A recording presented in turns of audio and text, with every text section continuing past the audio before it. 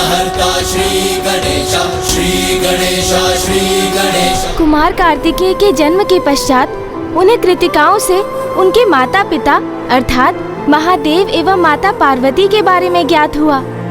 आप सभी ने सस्नेह मेरा पालन पोषण किया, इस नाते आप सभी मेरी माताएं हैं। तो कहिए माता, मैं किस प्रकार आपका ये ऋण चुकाऊं? पुत्र, हमें माँ कहकर संबोधित किया है तुमने, इसी सौभाग्य ने हमें धन्य कर दिया है। किंतु पुत्र, तुम्हारा मूल निवास यहाँ नहीं कैलाश है। हमने तुम्हारा पालन पोषण अवश्य किया है, लेकिन तुम्हारे माता पिता महादेव और माता पार्वती हैं। जाओ पुत्र, अब तुम कैलाश जाओ, क्योंकि वहां तुम्हारी माता बड़ी अधीरता से तुम्हारी एक झलक पाने के लिए प्रतीक्षा कर रही होगी।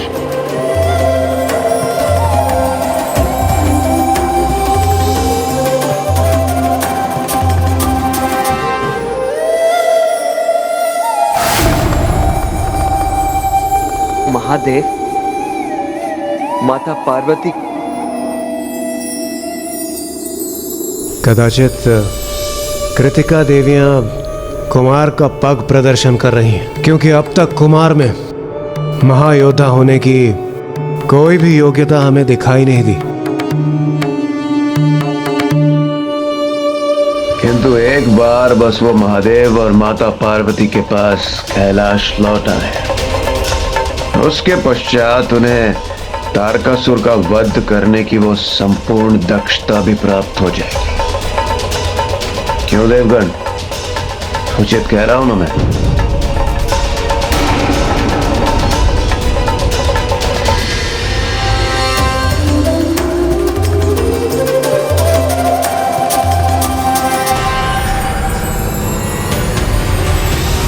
एक ओर जहां महादेव पुत्र कुमार कार्तिकेय का जन्म हो चुका था, वहीं दूसरी ओर दुष्ट तारकासुर भी युद्ध के लिए अपनी नई योजना बना चुका था। पंचा!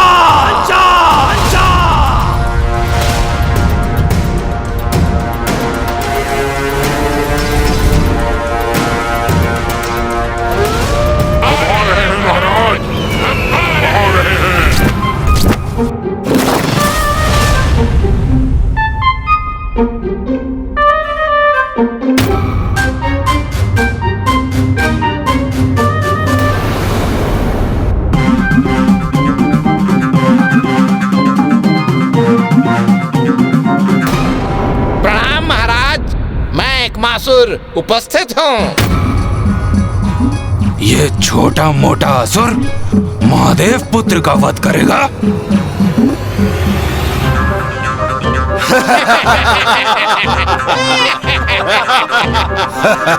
कैसा अटपटा असुर है ये?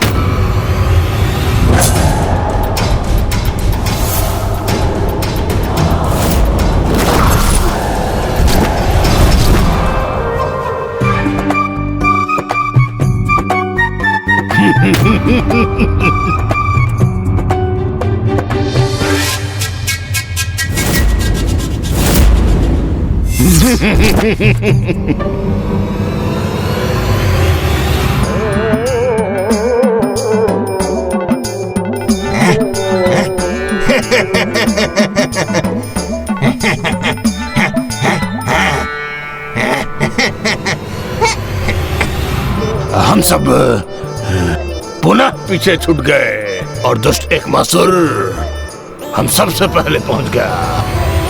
अब वो सर्वप्रथम महाराज तक पहुंचने का श्रेय स्वयं ले लेगा और हम सब मुंह ताकते रह जाएंगे। पीछे हटो ना फिर, मुझे आगे जाने दो।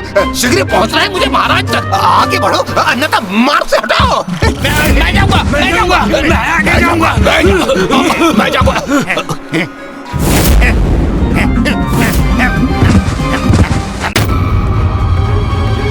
प्रणाम असुर सम्राट तारकासुर। पंचा, ये है मेरे पंचा।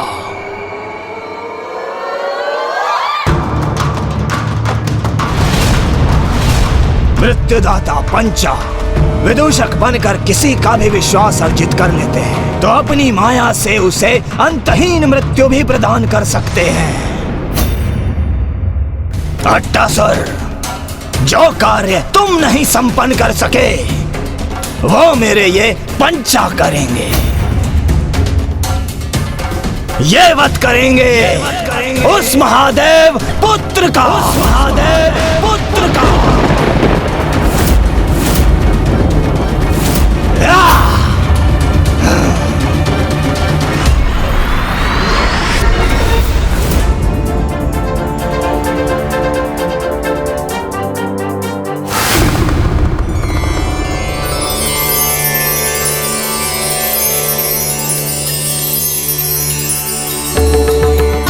माता, माता एक बार आप बाहर आके देख लीजिए, हमने जो सजावट की है वो उचित तो है? जी नंदी जी। आइए।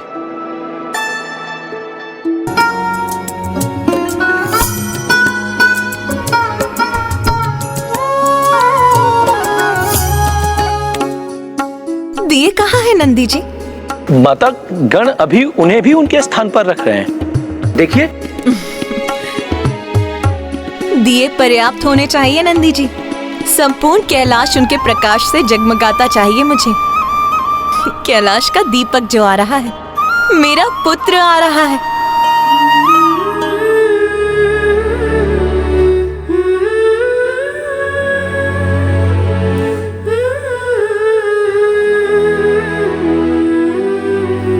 मेरा पुत्र कुशल तो है, उसे मार्ग मिल जाना चाहिए, कोई अवरोध नहीं आना चाहिए उसके मार्ग में।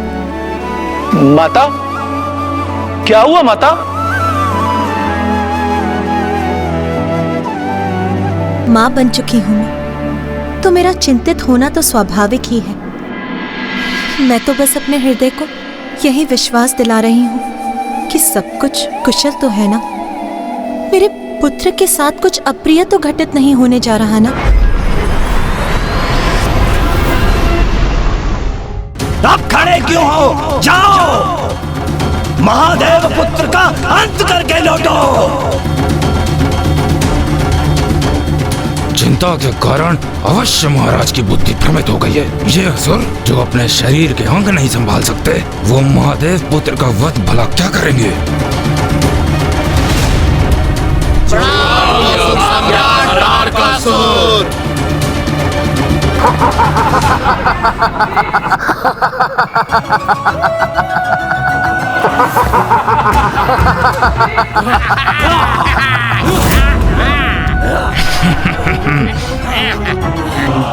क्षमा कीजिए महाराज, किंतु ये वध करेंगे उन कुमार का?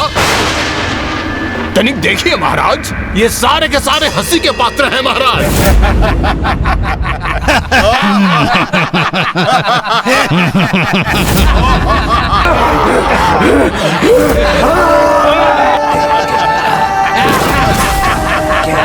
पंचा, बड़े दीर्घ और कठिन यात्रा पर जा रहे हो तुम, तो इसलिए कुछ भोजन तो आवश्यक है ना?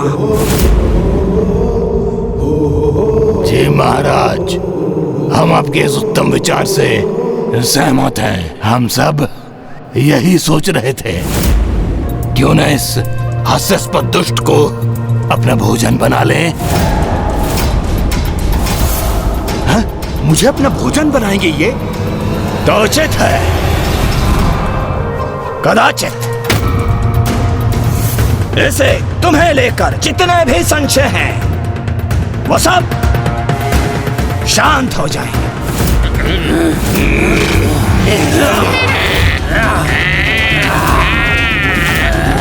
क्षमा महाराज, मैं तो केवल इसलिए हंस रहा था कि ये सारे के सारे कितने हास्यास्पद लग रहे हैं महाराज।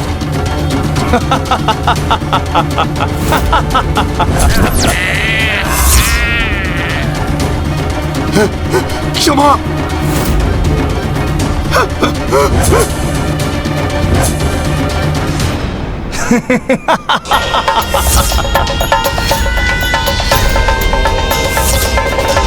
अरे, इन्होंने तो घेर लिया मुझे।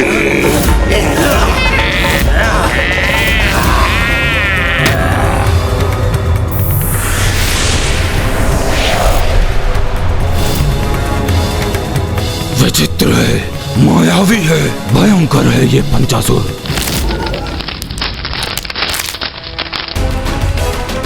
महाराज मुझे मुक्त करा दीजिए। अरे छोड़ो, जाना दो मुझे।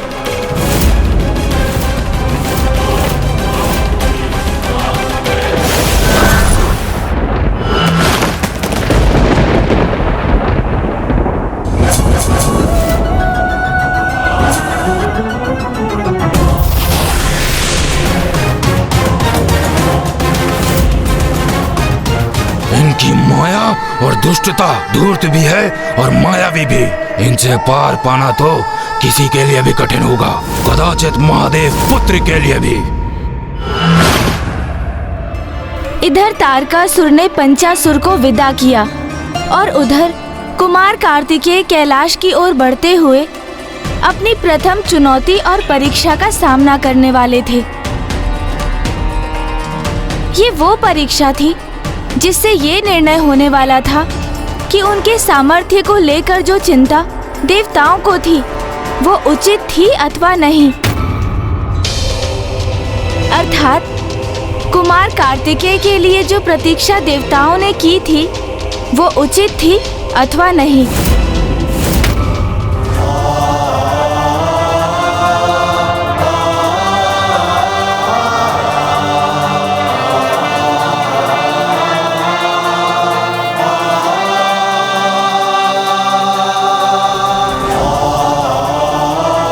वो रहा कैलाश, अर्थात मेरे माता पिता, जगत पिता महादेव और जगत माता माता पार्वती का निवास स्थान।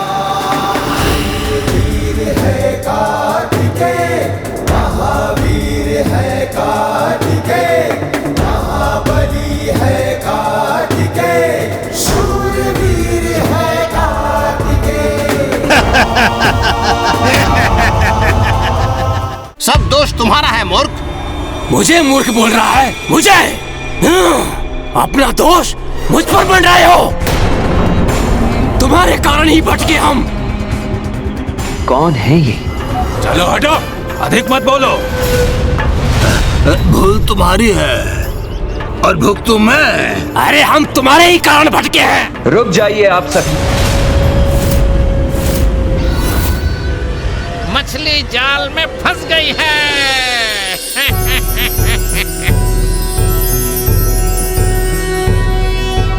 योगीश्वरो महासेनः कार्तिकेयो अग्निनन्दनः स्कन्दः कुमारः सेनानिः स्वामी शंकर संभव। अच्छा, ये है महादेव के पुत्र कुमार। कितने तेजस्वी हैं ये कुमार। इस बालक कुमार को तो अपने जाल में फंसाकर इसका अंत करना तो बहुत सरल कार्य है मेरे लिए।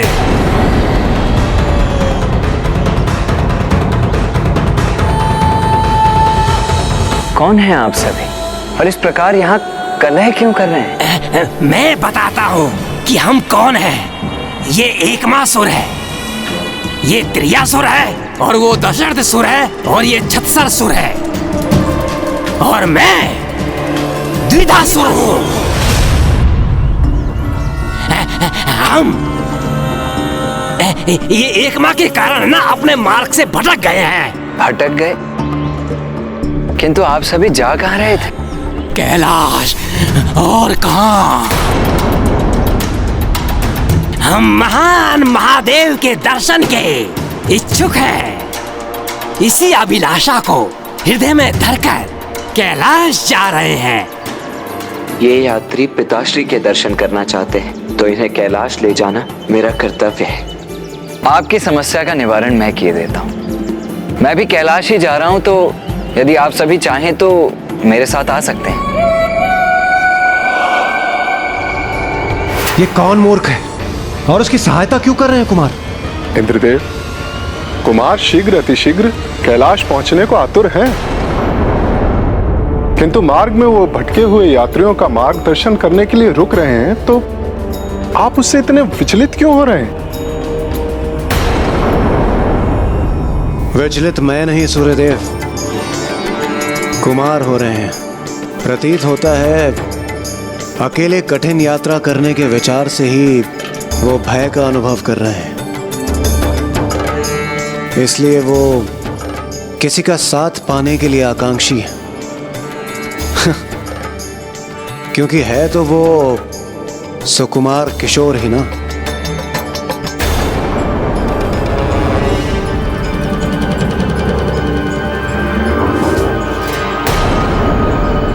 अरे वाह, नेकी और वो भी पूछ पूछ। हमारी समस्या का हल तो हो गया। हमारा गंतव्य स्वयं हमारे सामने उपस्थित है।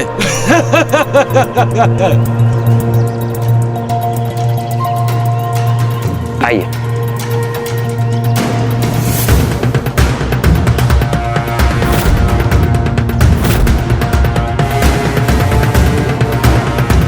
वैसे क्या आप भी महादेव के दर्शन करने जा रहे हैं?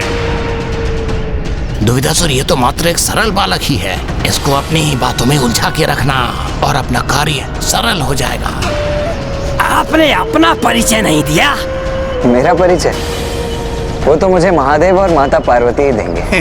अच्छा, आप इतना ही बता दीजिए, आपका नाम क्या है? मुझे मेरा नाम भी महादेव और माता पार्वती से ही प्राप्त होगा। दिवंगत नहीं, स्वर्गवासी नहीं, हम वीरों द्वारा मारा गया।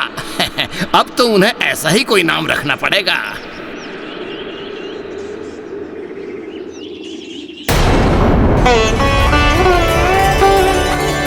माँ, पिताश्री, मैं आपके दर्शनों के लिए अत्यंत अधीर हूँ।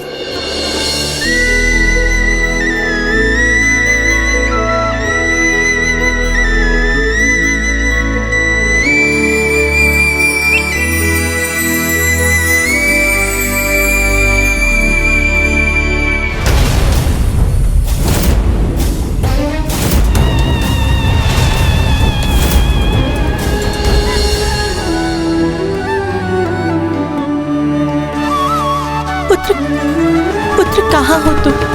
मेरे नेत्र कब से तुम्हें देखने के लिए अधीर हो रहे हैं।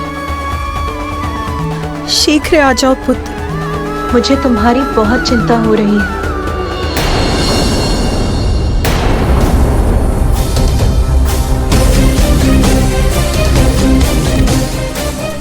ये बालक तो जैसे कैलाश की ओर दौड़ रहा है। हम जिस कार्य के लिए आए हैं वो करने का कदाचित यही उपयुक्त समय है।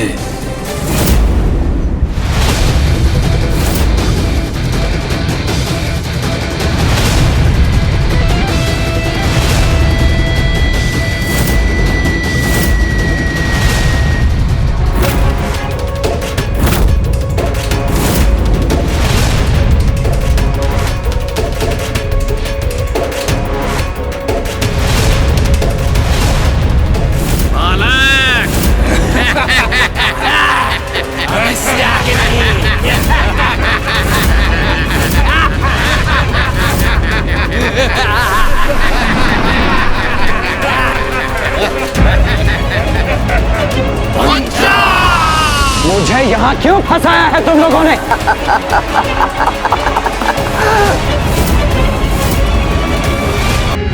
ये क्या कर रहे हैं आप सभी?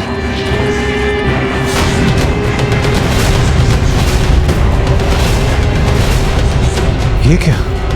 इन असुरों ने तो कुमार को बंदी बना लिया। कौन है ये मायावी और कैसा छल है ये? मुझे तो इतने अंधकार में कुछ दिखाई भी नहीं दे रहा। ये कैसा अप्रिय आभास हो रहा है मुझे, जैसे मेरी श्वास ही बाधित हो रही हो। मेरा पुत्र अवश्य किसी संकट में है।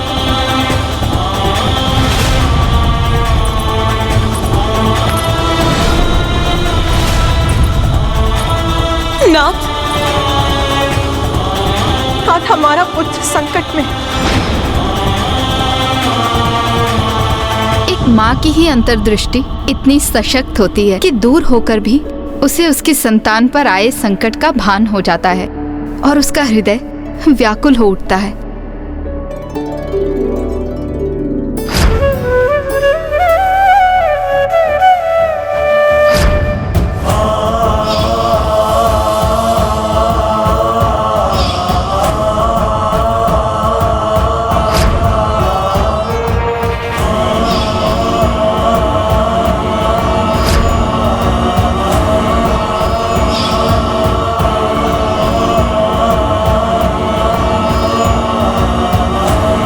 ब्राह्मण देवता, आपके नेत्र नम क्यों हो गए? कितना अद्भुत स्नेह संबंध होता है ना एक माता और पुत्र का। माता पार्वती की तो उनके पुत्र से भेंट तक नहीं हुई थी, किंतु जैसे ही कुमार पर संकट छाया, माता को उसका आभास हो गया। हाँ, संतान के प्रति माता का अनुपम प्रेम तो संपूर्ण प्रकृति में सबसे अनूठा है। उन पंचा असुरों ने कुमार कार्तिकेय को वहीं रखा जहां वो चाहते थे, अपने बंधन में। किंतु माता पार्वती और महादेव भी इस घटना से अनभिज्ञ नहीं थे। तब तो अवश्य महादेव का क्रोध जागृत हुआ होगा। वो चाहते तो अपनी क्रोधाग्नि से क्षण भर में पंचासुरों को भस्म कर देते, है ना ब्राह्मण देवता? तो फिर क्या किया महादेव ने? कुछ उन्होंने कुछ नहीं किया। तो फिर महादेव पुत्र ने अपनी रक्षा कैसे की ब्राह्मण देवता?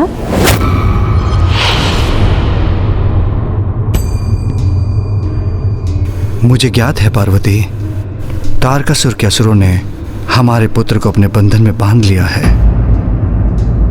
तो नाथ, आप शीघ्र जाकर कुछ कीजिए, अन्यथा मैं स्वयं जाकर उसकी रक्षा करूंगी। कितनी बार रक्षा करेंगी आप उसकी? हाँ? ये कैसा प्रश्न? माँ हूं मैं उसकी रक्षा के लिए सदा तत्पर हूं। प्रिय, यदि आप उसकी रक्षा करती रहेंगी तो स्वयं अपनी रक्षा करना कैसे सीखेगा? आप उसकी दुर्बलता नहीं, उसका बल बनिए प्रिय, क्योंकि आपको भी ज्ञात नहीं कि आपका पुत्र कितना सक्षम है। तो क्या ये उचित है कि हम ऐसे ही बैठे रहें, कुछ भी ना करें, ये ज्ञात होते हुए कि हमारा पुत्र संकट में है? नहीं नाथ, मेरा हृदय इतना कठोर नहीं है। आप शक्ति हैं, आप जगत जननी हैं, और अब एक माँ भी। जैसे आपको ज्ञात नहीं कि आपका पुत्र कितना शक्तिशाली है, वैसे ही आपको ये ज्ञात नहीं कि एक माँ का हृदय कितना कठोर हो सकता है। ये परीक्षा है पार्वती, एक माँ की और हमारे पुत्र की। क्या हो रहा है ये? और कैसा छल है ये? कौन हो तुम सब?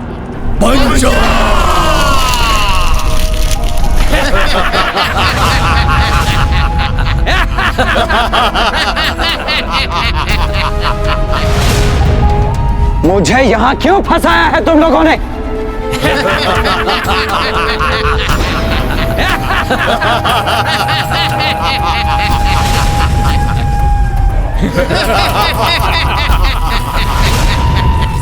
कितने दुख की बात है कुमार, अभी जन्म हुआ और अभी अंत होगा।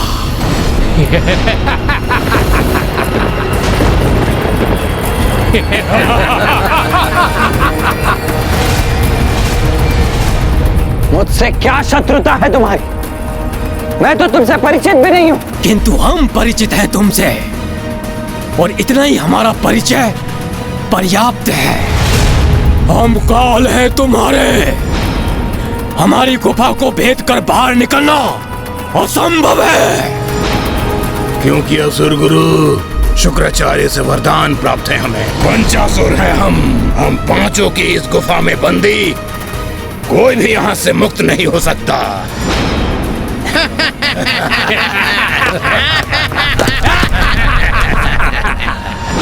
ये हो क्या रहा है? नहीं, ये नहीं हो सकता। कुमार को शीघ्र ही गुफा से बाहर आने का कोई उपाय ढूंढना होगा।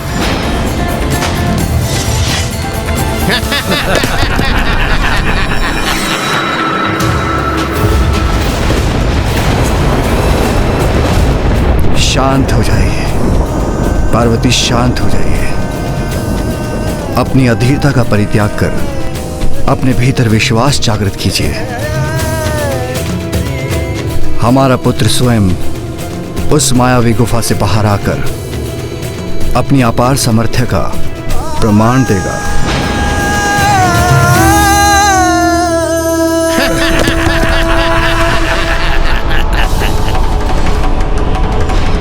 तो उपाय अवश्य होगा इस गुफा से बाहर निकलने का। मुझे शीघ्रता करनी होगी।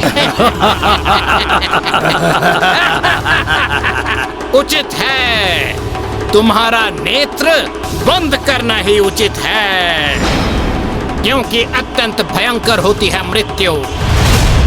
और तुम ठहरे नीरे कोमल हृदय बालक, मृत्यु दर्शन बहुत कष्टदायी होगा तुम्हारे लिए। तुम्हारा अंत निश्चित है कुमार, क्योंकि हम पंचासुरों को मिला वरदान निरर्थक नहीं हो सकता।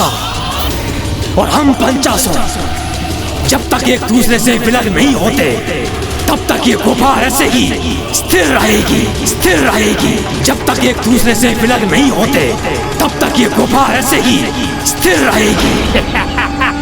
क्या क्या कहा तुमने? 5 असुर?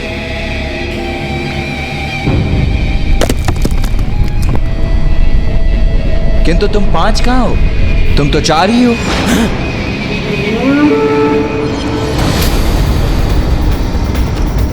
मूर्ख कुमार, हम 5 ही हैं। नहीं नहीं, असत्य कह रहे हो तुम। मिथ्या है तुम्हारे वचन। तुम तो 4 ही हो। हम मिथ्या कह रहे हैं? क्यों कहेंगे हम मिथ्या? असत्य तो तुम कह रहे हो, और सत्य ये है कि हम 4 नहीं 5 हैं। 5। मिथ्या वचन कहने वाले असुरों का तनिक भी विश्वास नहीं है मुझे ज्ञात है। मैंने गिना था तुम्हें। तुम 4 ही हो, अन्यथा प्रमाणित करो अपनी संख्या। मूर्ख बालक, हमें मिथ्यावादी बुला रहे हो तुम? चलो तो हम अभी प्रमाणित करते हैं कि हम 4 नहीं 5 हैं। उसके उपरांत ही तुम्हारा वध करेंगे हम।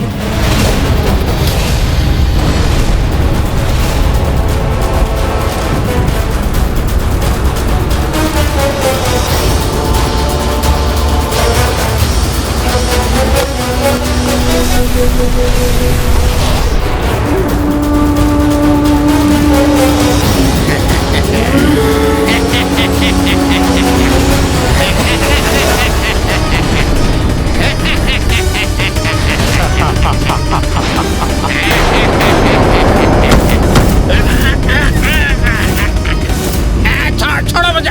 क्या कर रहे हो तुम? छोड़ो मुझे।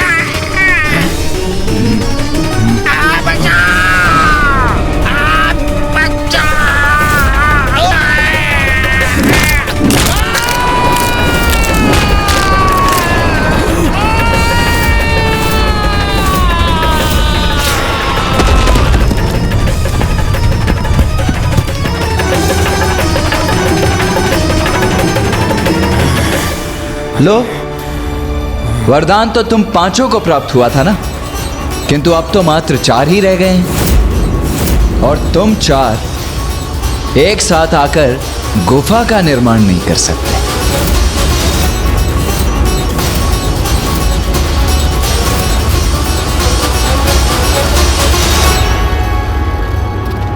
आपने देखा इंद्रदेव, कुमार ने कितनी कुशलता से इस असुर का संहार किया। अब तो आपको विश्वास हो गया ना कि इसी प्रकार वो तारकासुर का भी सर्वनाश करेंगे। अभी तो केवल एक ही तुच्छ असुर का अंत किया है कुमार ने। अभी भी 4 असुर शेष हैं, जो कि मुझे बहुत ही क्रोधित प्रतीत हो रहे हैं, जो अपने मृत मित्र का प्रतिशोध लेने के लिए तत्पर हैं। जबकि कुमार के पास न कोई शस्त्र और ना ही हमारी भांति कोई अनुभव।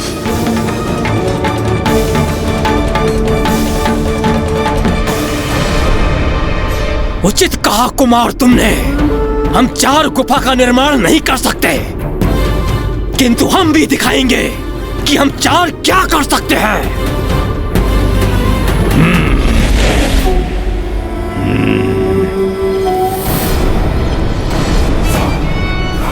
अब हम 4 गुफा से भी भयंकर हो गए। तुम अपने बचाव के लिए क्या करोगे कुमार?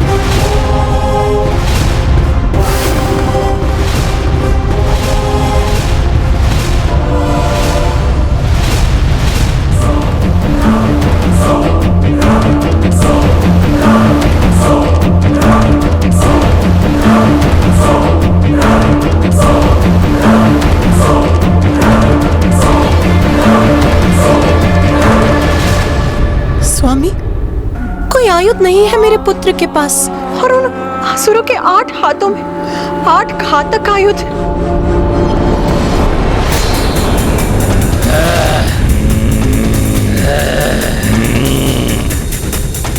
अब हम तुम पर अत्यंत घातक वार करेंगे कुमार। अंत तो तुम्हारा निश्चित है।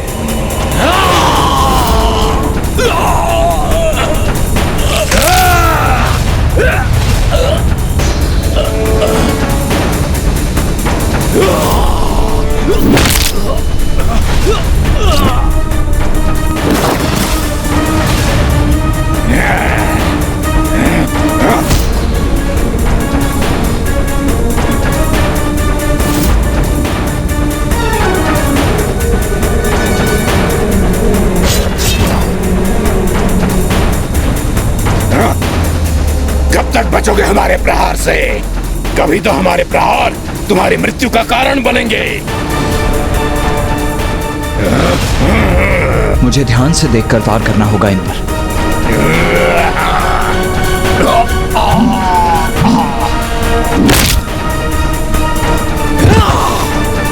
बहुत हुआ कुमार, अब तुम्हारी मृत्यु से हम इस क्रीड़ा का अंत करेंगे।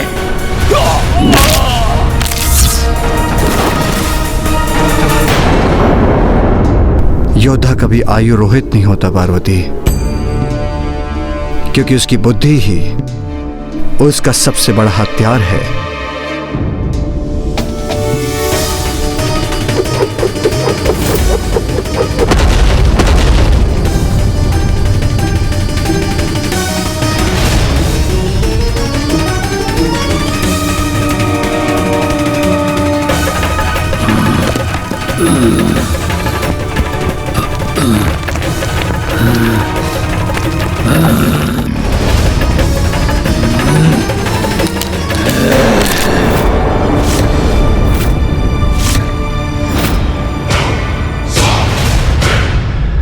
कैलाश जाना है तो हम पहुंचाएंगे, किंतु जीवित नहीं, मृत।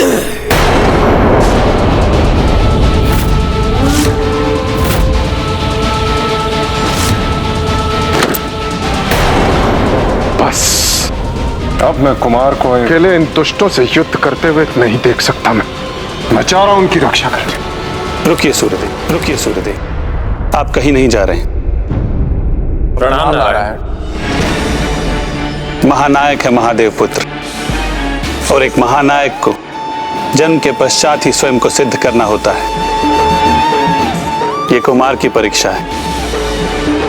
अपनी योग्यता सिद्ध करने की आवश्यकता उन्हें है जिन्हें कुमार की क्षमता पर विश्वास नहीं।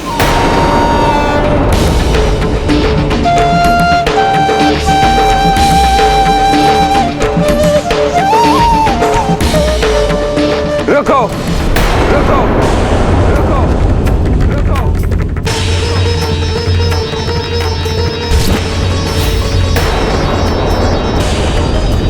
एक साथ मुझे जकड़ने का प्रयास कितना कठिन हो रहा है तुम लोगों के लिए। तुम सभी एक बार निर्धारित क्यों नहीं कर लेते कि तुम में से कौन मुझे अपनी भुजाओं में जकड़कर मेरा वध करेगा?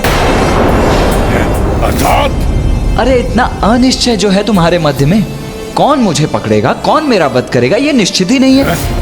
यदि तुम मुझे पकड़ने में सफल हो भी जाते हो तो तुम में से कौन मेरा वध करेगा, यह ज्ञात भी है तुम्हें, क्योंकि मुझे अपना आहार तो तुम में से कोई एक ही बना सकता है ना, और वो अधिकार तो उसी का होता है जो सबसे अग्रणी हो और समूह का नायक हो।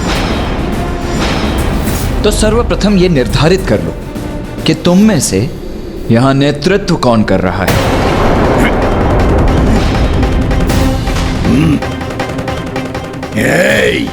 मुझे मूर्ख मत बनाओ। तुम अपने शब्दों के ब्रह्मजाल में हमें फंसाने का प्रयास कर रहे हो, किंतु इस बार तुम्हारी इस चाल से हम भटकने वाले नहीं हैं। अरे नहीं नहीं, मैं फंसा कहाँ रहा हूँ। मैं तो बस इतना कह रहा हूँ कि अपना नेतृत्व निर्धारित कर लो, जिससे भविष्य में कोई दुविधा ना हो और सब कुछ स्पष्ट रहे। इसमें निर्णय क्या लेना है? इस समूह का नायक मैं हूँ।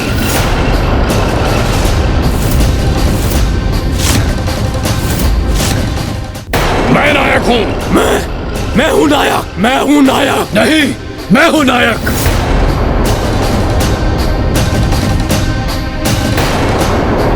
मैं हूं नायक। मैं हूं नायक।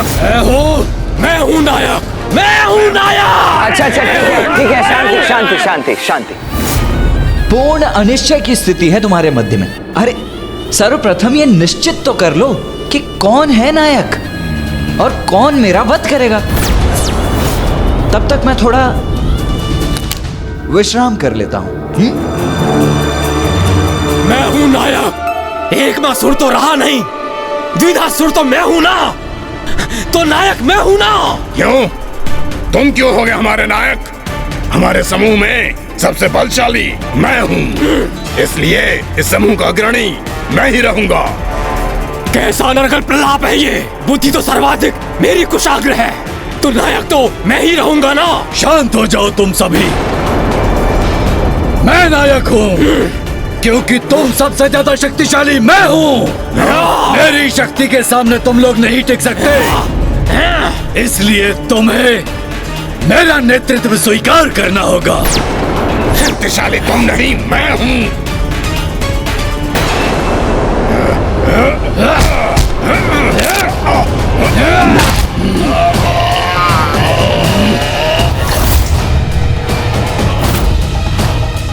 अभी देखता हूँ कैसे नायक हो तुम।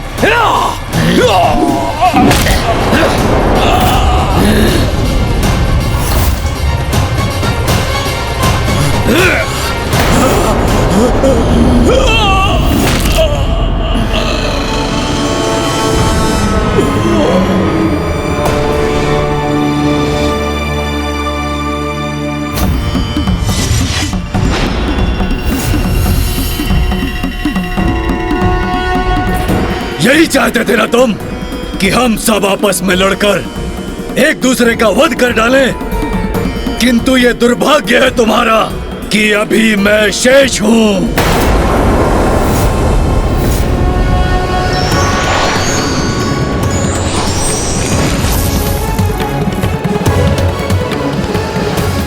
मूर्ख बालक, मैं अकेला ही तुम्हें कुचलकर तुम्हारा वध करूंगा।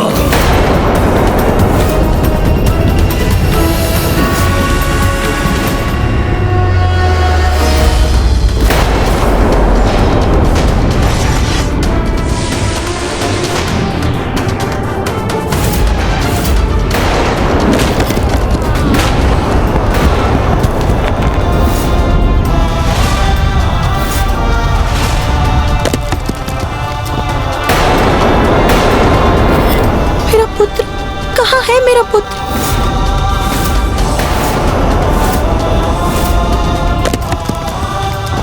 कहीं ससुर के वध करने के प्रयास में मेरे पुत्र पर ही कोई संकट तो नहीं आ गया? कहाँ गया वो? मेरा पुत्र कहाँ है? मेरा पुत्र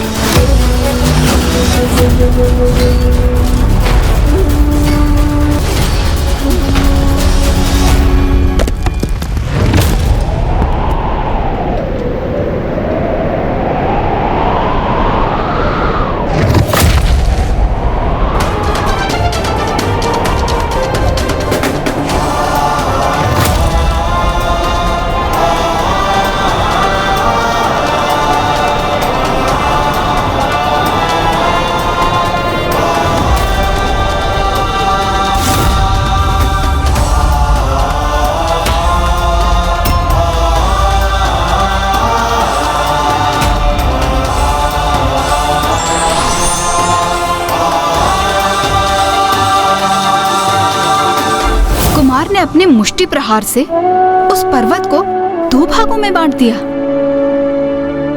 और फिर उन दोनों भागों को एक मुर्ग और एक मयूर में परिवर्तित कर दिया।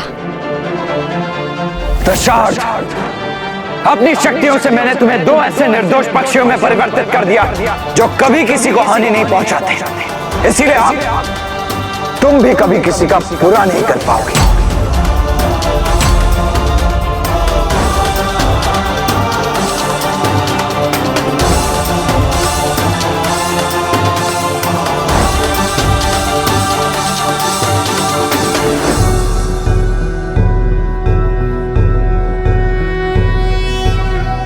योगीश्वरो महासेनः कार्तिकेयो अग्निनन्दनः स्कन्दः कुमारः सेनानिः स्वामी शंकर संभव।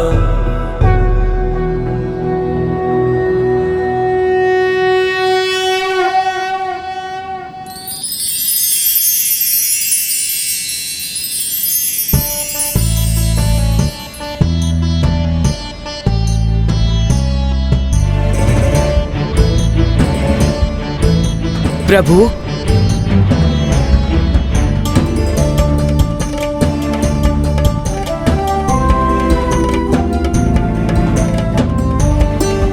प्रभु, हम दोनों एक शाप के कारण असुर बन गए थे, किंतु अब आपने दशरथ का वध कर हमें उस शाप से मुक्त कर दिया है। प्रभु, इस शाप से मुक्त कर आपने हमारा कल्याण कर दिया। अब आप हमें अपनी शरण में लेने का वरदान दीजिए।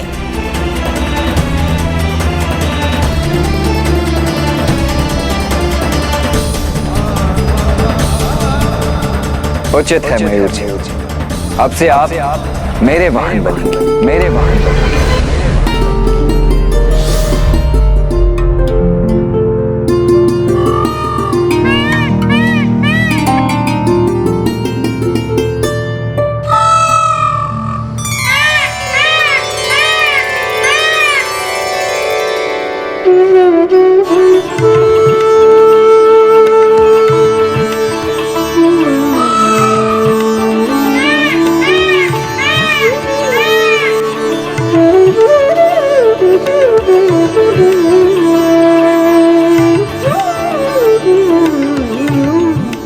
धन्यवाद प्रभु, आपने अपना वाहन नियुक्त कर मुझे कृतार्थ कर दिया। मुझे ज्ञात है प्रभु, मैं मयूर के समान सुंदर नहीं, कदाचित इसलिए आपने मुझे सौभाग्य के योग्य नहीं समझा। किंतु मुझे अपनी सेवा हेतु कुछ तो आदेश दीजिए प्रभु, मुझ पर भी तो कृपा कीजिए।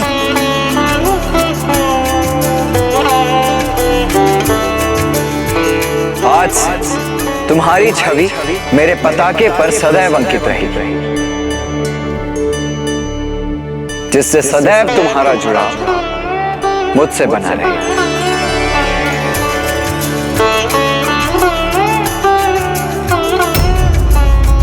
क्या हुआ? क्या तुम प्रसन्न नहीं हुए? नहीं प्रभु, ऐसी बात नहीं, किंतु मात्र मेरी छवि आपके साथ जुड़ेगी, स्वयं मैं नहीं प्रभु। उचित।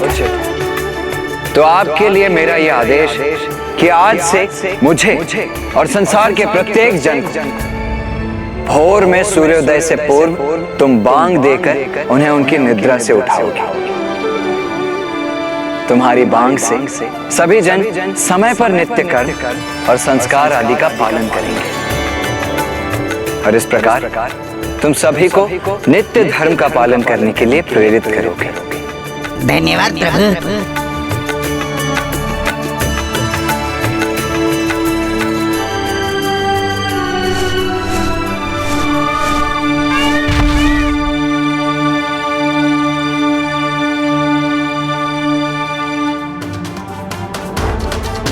चलिए मयूर जी, मुझे मां से भेंट करनी है, पिताश्री के दर्शन कर उनके चरण स्पर्श करने हैं।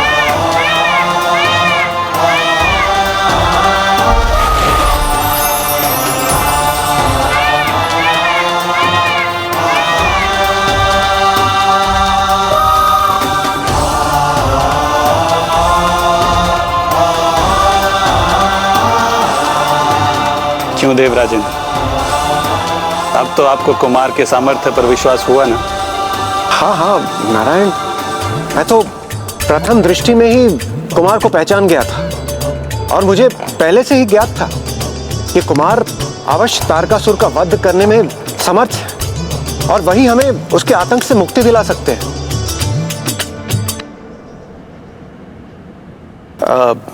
मेरे विचार से हम सभी को कैलाश जाना चाहिए और कुमार का अभिवादन करना चाहिए।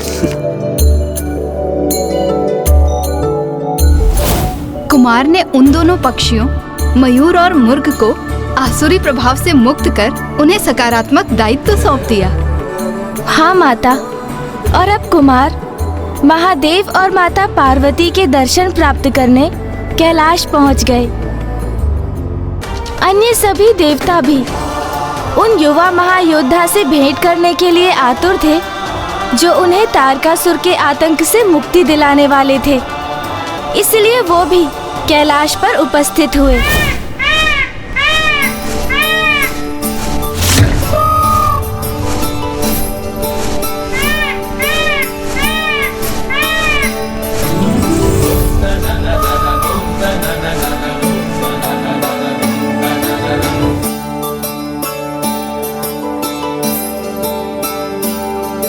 माँ, माँ, माँ।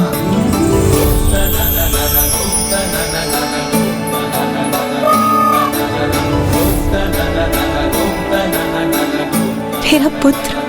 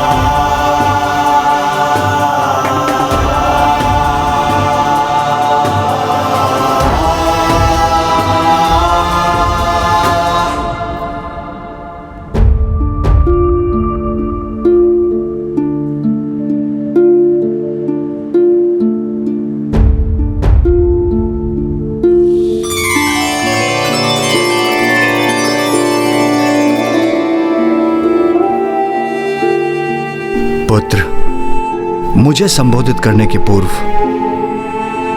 तुम्हें प्रथम शब्द उनके लिए कहने होंगे जो दीर्घ समय से तुम्हारे आगमन की आस लगाए हुए हैं।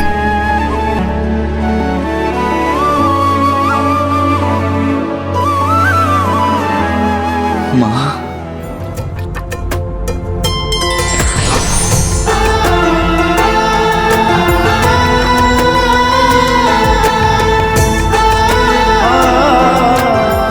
माँ,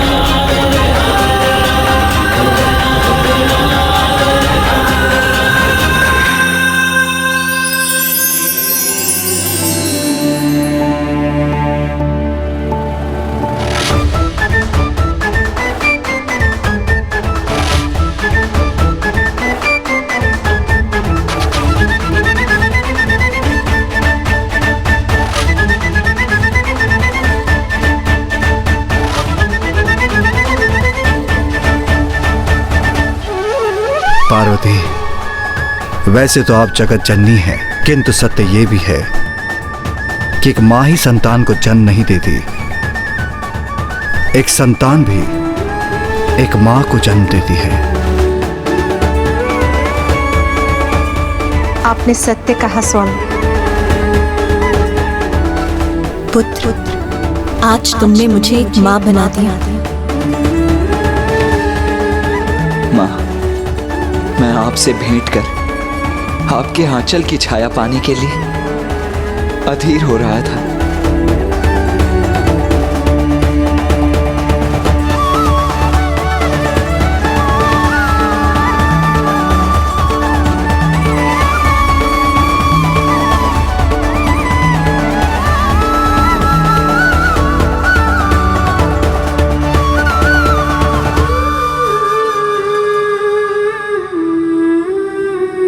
पुत्र, तुमने जन्म लेते ही 6 कृतिकाओं से पोषण प्राप्त किया।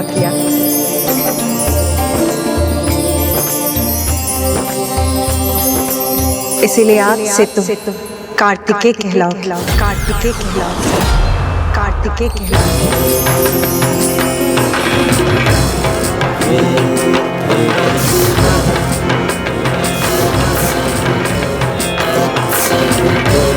और तब तुम्हें 6 शीश भी धारण किए थे, इसीलिए तुम्हें छदानन भी कहा जाएगा।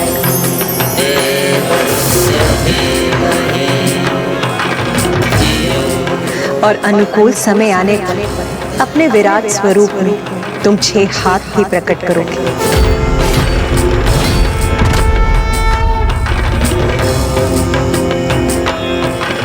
कार्तिकेय अति सुंदर और उपयुक्त नाम है।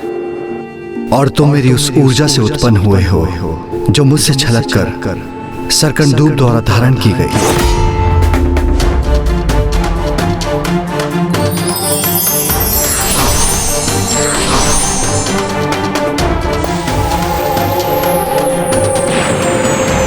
इस कारण तुम्हारा नाम स्कंद भी होगा, स्कंद भी होगा, स्कंद भी होगा।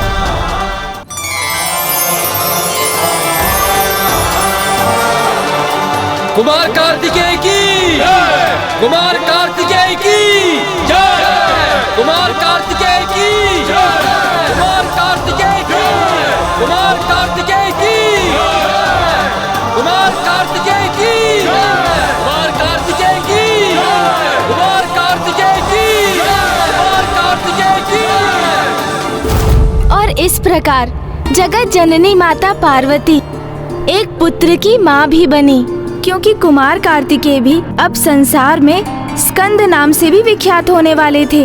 और माता का ये रूप स्कंद माता के नाम से प्रख्यात हुआ।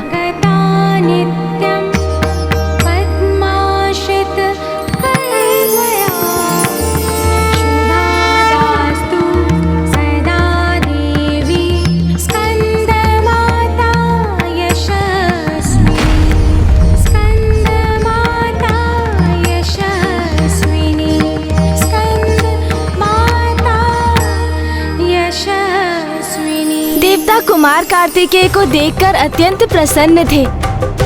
वो उन्हें देव सेनापति के पद पर स्थापित करने के लिए अत्यंत अधीर थे, जिससे कुमार अविलंब जाकर तारकासुर से युद्ध कर सके।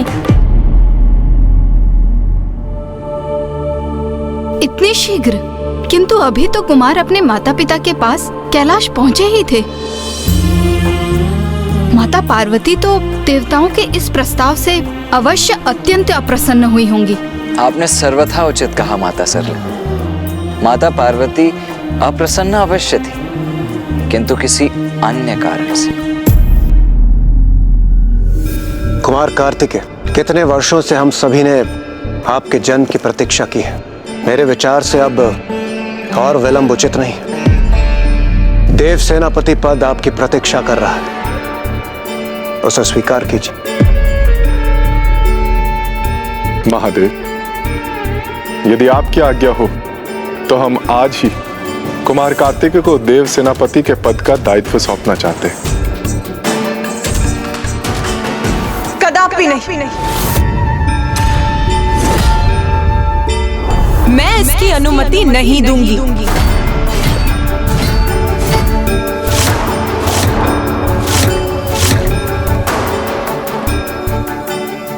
पूर्व में ही इतना विलंब हो चुका है, और यदि माता पार्वती ने आज्ञा देने से अस्वीकार कर दिया तो बहुत समय बीत जाएगा, और इतना समय कहाँ है हमारे पास।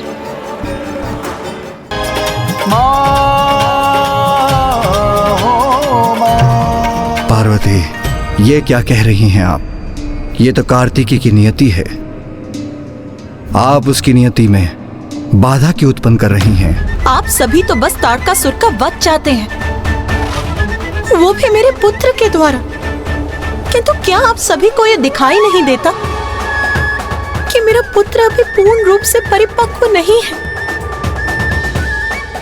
इंद्रदेव, शेष और कुशल महायोद्धा भी पूर्ण तैयारी और अभ्यास के बाद ही युद्ध के लिए प्रस्थान करते हैं, और आप बिना किसी तैयारी के मेरे पुत्र को उस क्रूर, निर्दयी और भयंकर असुर के समक्ष प्रस्तुत करना चाहते हैं।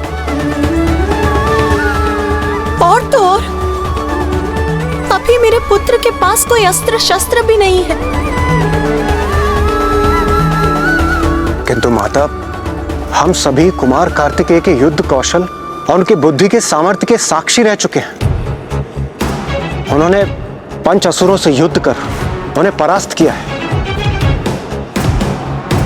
मेरे विचार से तारकासुर से युद्ध करने के लिए कुमार कार्तिकेय संपूर्ण रूप से तैयार है। इंद्रदेव, क्या कुमार कार्तिकेय आपका पुत्र है?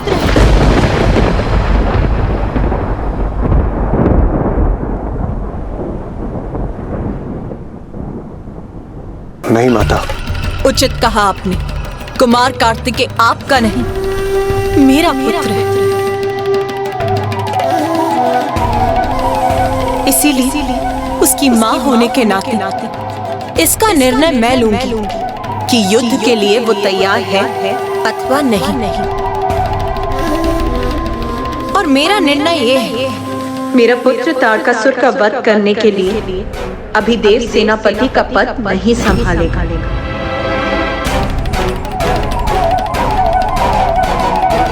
किंतु माता, कुमार कार्तिकेय को शिक्षा प्रदान करने वाले उनके गुरु कौन होंगे? इसकी मां होने के नाते इसकी प्रथम गुरु तो स्वयं मैं हूं। इसीलिए इसकी प्रथम शिक्षा स्वयं मैं प्रारंभ करूं। उचित है। कल से पुत्र कार्तिकेय की शिक्षा प्रारंभ।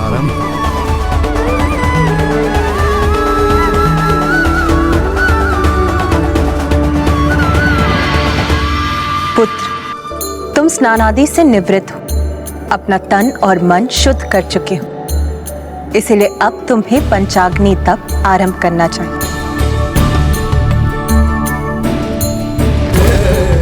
ओम नमः शिवाय। ओम नमः। एक और जहाँ कुमार कार्तिकेय माता पार्वती के संरक्षण में कठोर तप कर अपनी शक्ति एवं सिद्धियां अर्जित करने में लगे थे, वहीं दूसरी ओर तारकासुर को जब ज्ञात हुआ कि उनके पंचासुरों का वध कुमार कार्तिकेय ने कर दिया है, तो अब वो स्वयं कुमार कार्तिकेय का सामना करने की ठान लेता है। माता के निर्देशानुसार कुमार कार्तिकेय ने संपूर्ण निष्ठा से वहां स्थित लौ पर अपना ध्यान केंद्रित कर पंचाग्नि तप और पंचाक्षर मंत्र ओम नमः शिवाय का उच्चारण करना आरंभ कर दिया। जैसे जैसे वो अपने तप में लीन होते गए और उनकी एकाग्रता बढ़ने लगी, वैसे ही दीपक की अग्नि विभक्त होकर उनके चारों ओर पंचाग्नि प्रज्वलित करने लगी। ये उनके समस्त चक्रों के पूर्ण रूप से जागृत होने का प्रमाण था, जिससे उन्हें आत्मज्ञान का बोध हो।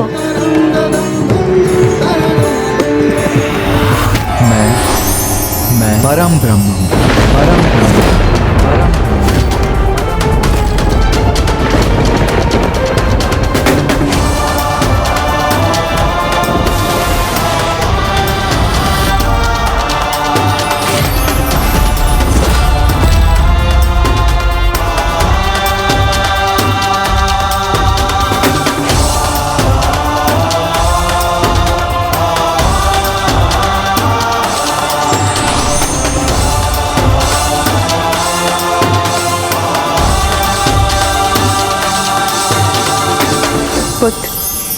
अब तुम्हें अपना दिव्य वास्तविक परिचय ज्ञात हो।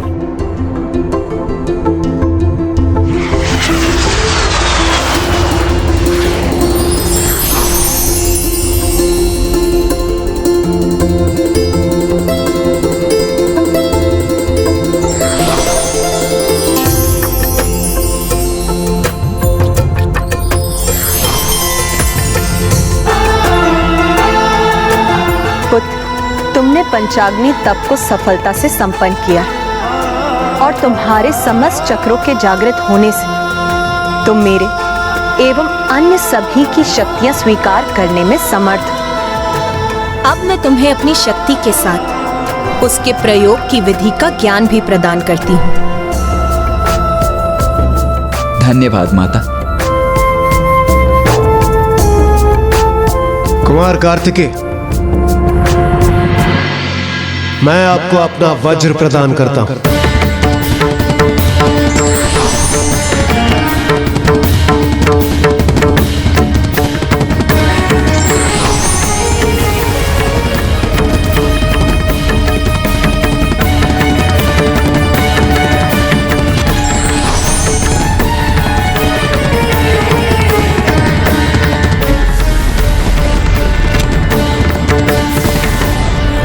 मेरा ये वज्र स्वीकार कीजिए कुमार कार्तिकेय।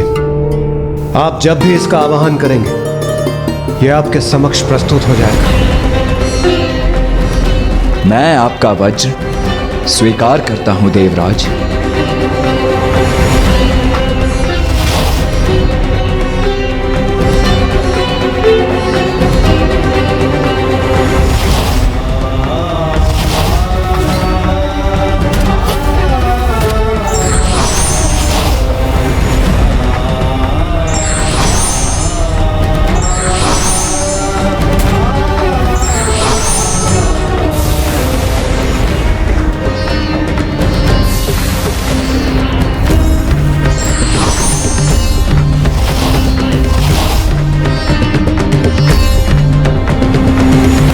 तो कुमार कार्तिकेय को अपनी अपार शक्ति का आभास हो ही गया। माता पार्वती ने उन्हें अपनी शक्ति और ज्ञान दोनों प्रदान किए और हम देवताओं ने भी उन्हें अपने आयुध दिए। तो अब तो वो तारकासुर से युद्ध करने के लिए सर्वथा तैयार हैं।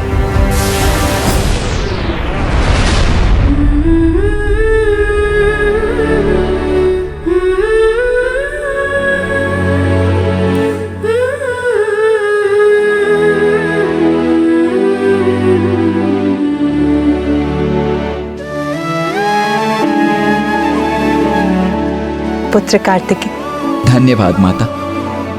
अब आज्ञा दीजिए। माता के बाद पुत्र के अगले गुरु उसके पिता होते हैं। मैं तुम्हें जो शिक्षा दे सकती थी दे चुकी। अब तुम्हें अपने पिताश्री से शिक्षा प्राप्त करनी चाहिए।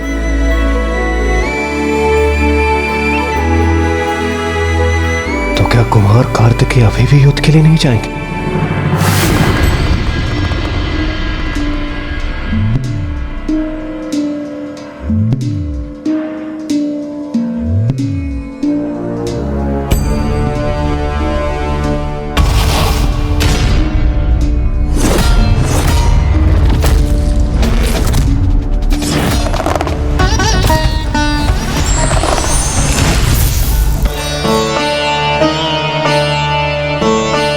पिताश्री, मैंने अभी आपके शीश पर कांटों का मुकुट क्यों देखा पिताश्री? पुत्र, तुम्हारी मां से शिक्षा प्राप्त कर समग्र रूप से संपन्न हो चुके हो, इसलिए मात्र मैं एक ही मूल शिक्षा तुम्हें प्रदान कर सकता हूं। तुमने जितनी भी शक्ति प्राप्त की है उसका उपयोग संसार की भलाई के लिए, धर्म की रक्षा के लिए और उत्थान के लिए ही करना उचित होगा। शीघ्र तुम एक सेनापति का दायित्व संभालोगे जो तुम्हारे लिए कांटों के मुकुट के समान होगा, क्योंकि यह दायित्व सरल नहीं होगा। उसे तुम्हें बहुत धैर्य और लगन से संभालना होगा। ब्राह्मण देवता, अब तो कुमार कार्तिकेय ने शक्तियाँ, आयुध्य और ज्ञान सभी प्राप्त कर लिए थे, तो अब तो उनकी शिक्षा पूर्ण हो गई थी ना? माता पिता से ज्ञान और शक्ति दोनों अवश्य प्राप्त हुई थी उन्हें, किंतु जब तक वास्तविक गुरु का मार्गदर्शन ना प्राप्त हो तब तक ज्ञान कहाँ फलित होता है। तो अब कुमार की शिक्षा की पूर्णता के लिए उनके पिताश्री महादेव ने उन्हें अगस्त ऋषि के पास भेजा।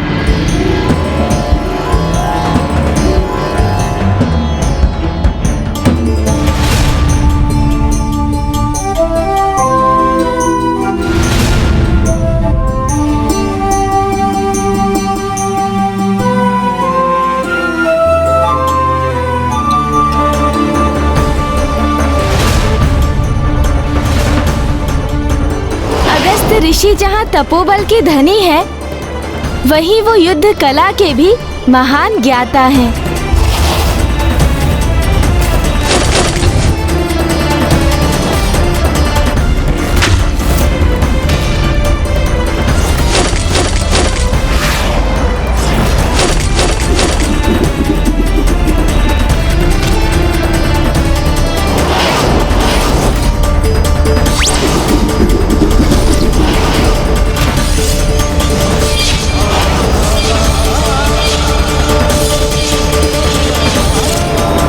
कार्तिकेय, मैंने आपको अपने शिष्य के रूप में स्वीकार कर आपको संपूर्ण युद्ध कौशल की विद्या प्रदान की है।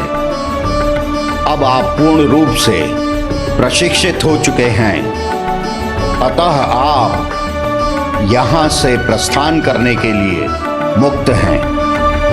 इस प्रकार माता पार्वती, पिता महादेव एवं गुरुवर ऋषि अगस्त्य से ज्ञान प्राप्त कर कुमार कार्तिकेय अब देव सेनापति पद को संभालने के लिए पूर्णतया तत्पर थे। महादेव पुत्र पार्वती नंदन कुमार कार्तिकेय के देव सेनापति पद पर स्थापित होने हेतु उनके अभिषेक का शुभारंभ हो।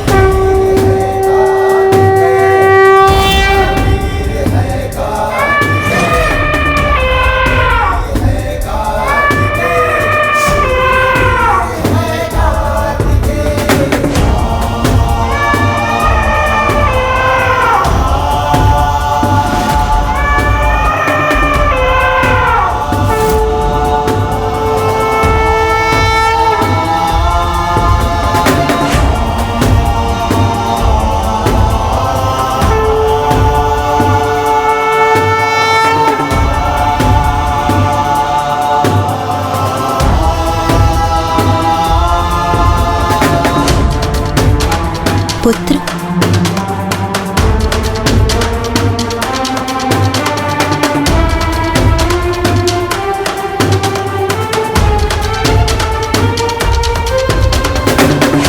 देव सेनापति कुमार कार्तिकेय की, देव सेनापति कुमार कार्तिकेय की, देव सेनापति कुमार कार्तिकेय की, देव सेनापति कुमार कार्तिकेय की, देव सेनापति कुमार कार्तिकेय की। सप्त सिंधुओं और समस्त नदियों के पावन जल से हम कुमार कार्तिकेय का अभिषेक आरंभ करते हैं।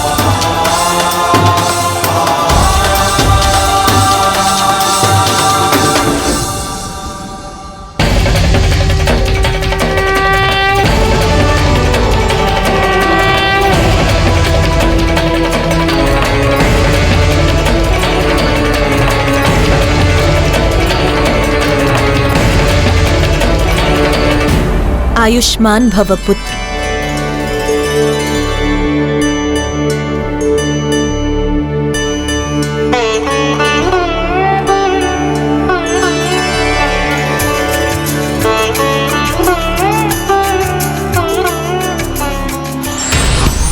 पुत्र, ये मेरे द्वारा प्रदान किया दिव्यास्त्र है, जो तुम्हारे आह्वान करते ही तुम्हारे समक्ष प्रस्तुत हो जाएगा।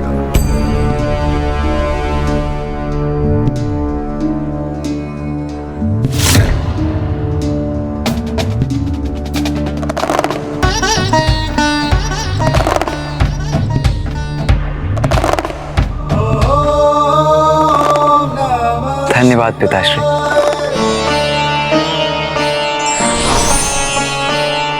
पुत्र, जिसमें मेरी समस्त शक्ति समाहित है, मेरी शक्ति का प्रतीक मेरा दंड सदा तुम्हारे साथ रहेगा और इस प्रकार मैं भी सदा तुम्हारे साथ बनी रहूंगी।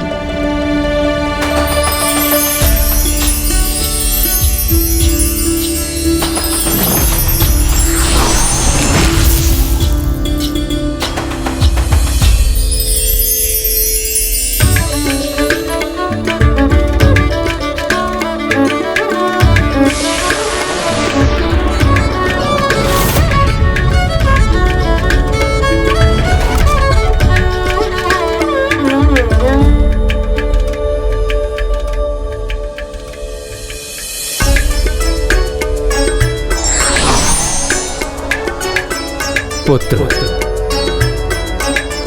मैं योद्धा तो नहीं, इसलिए तुम्हें कोई आयुध तो प्रदान नहीं कर सकता, किंतु तुम्हारे लिए एक संपूर्ण सेना अवश्य प्रदान कर सकता हूं।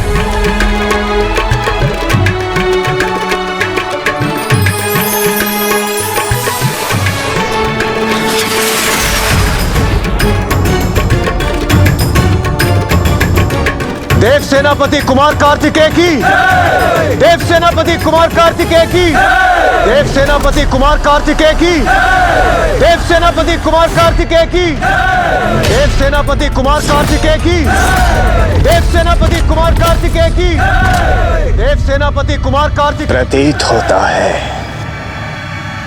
कुमार कार्तिकेय अब सेनापति पद पर स्थापित हो ही गए हैं। मैं तुम्हारी प्रतीक्षा कर रहा हूं कुमार, क्योंकि अब तुम्हारा सामना कर तुम्हारा अंत करने में बहुत आनंद आएगा मुझे।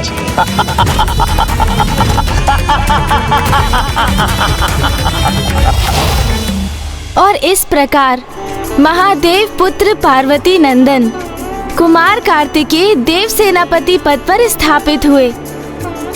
उनके लिए तो तारकासुर का वध करना बालकों की क्रीड़ा के समान सरल रहा होगा ना?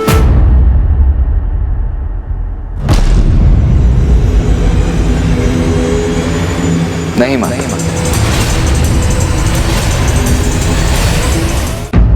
तारकासुर अत्यंत शक्तिशाली त्रिलोक विजेता था। उस असुर का अंत करना इतना सरल नहीं था।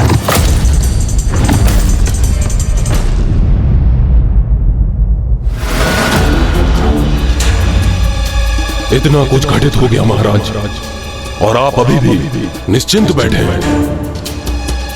ये मेरी समझ के बाहर है महाराज। क्या घटित हो गया जिसकी चिंता करनी चाहिए मुझे? यही महाराज, देव सेनापति पद पर स्थापित हुए हैं महादेव और देवी पार्वती के पुत्र, जिनके गर्जन मात्र से कंपित हो उठा था पूरा शोणितपुर। और आपका आत्मसम्मान जो पंचासुरों का अंत कर खंडित किया उन्होंने, उसका क्या?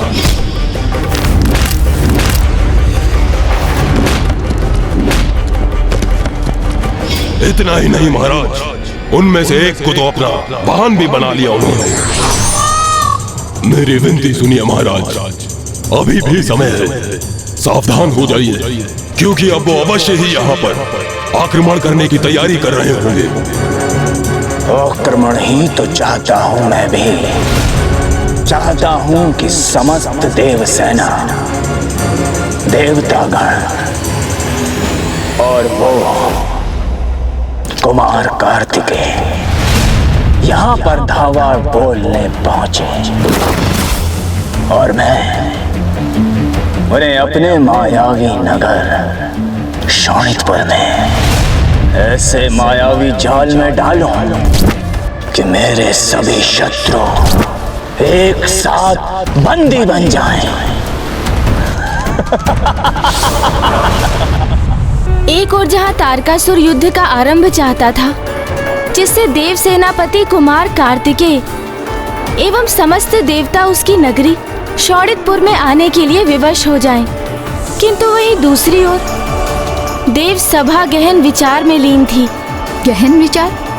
युद्ध के लिए अपनी रणनीति तैयार करने हेतु? नहीं माता, युद्ध नहीं।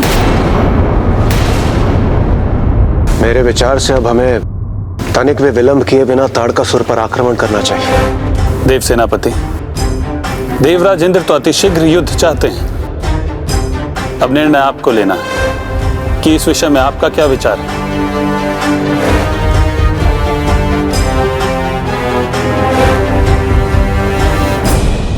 मैं देवराज इंद्र से असहमत हूं।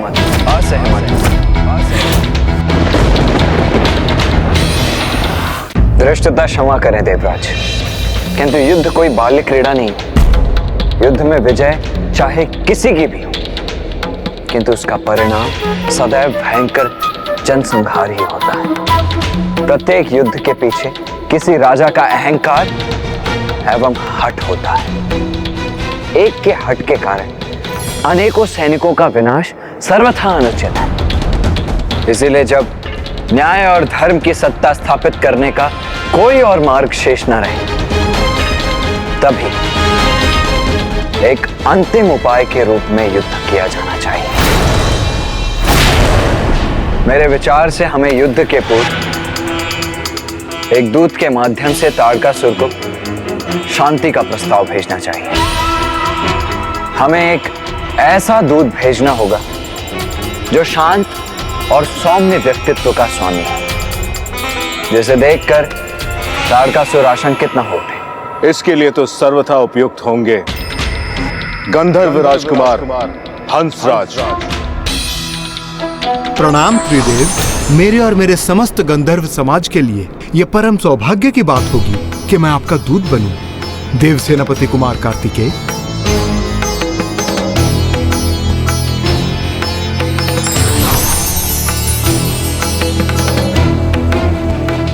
असुर राज तारकासुर, हम समस्त देवता आपसे विनम्र निवेदन करते हैं कि आप त्रिलोक को अपने शासन से मुक्त करें।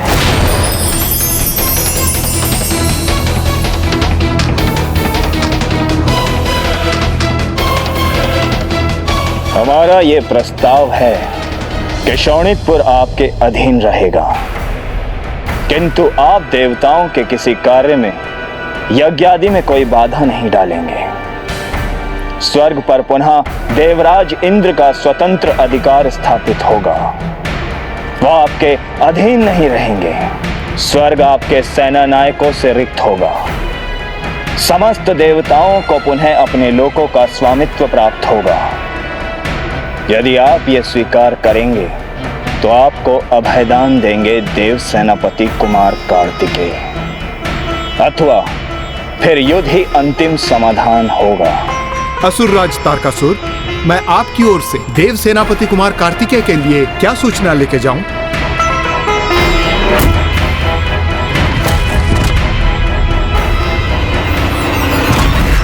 तुम्हारे देव सेनापति ने मेरे समक्ष कोई उपाय ही कहां छोड़ा है। उचित है तो जाओ और जाकर कह दो अपने देव सेनापति से कि हमारे पास भी उनके लिए एक संदेश है।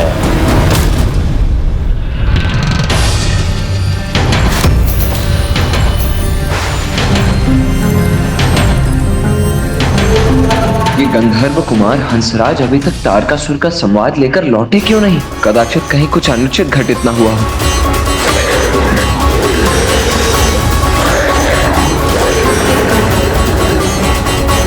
ये तो कोई असुरी पक्षी प्रतीत होता है। इसने अपने मुख में क्या पकड़ रखा है?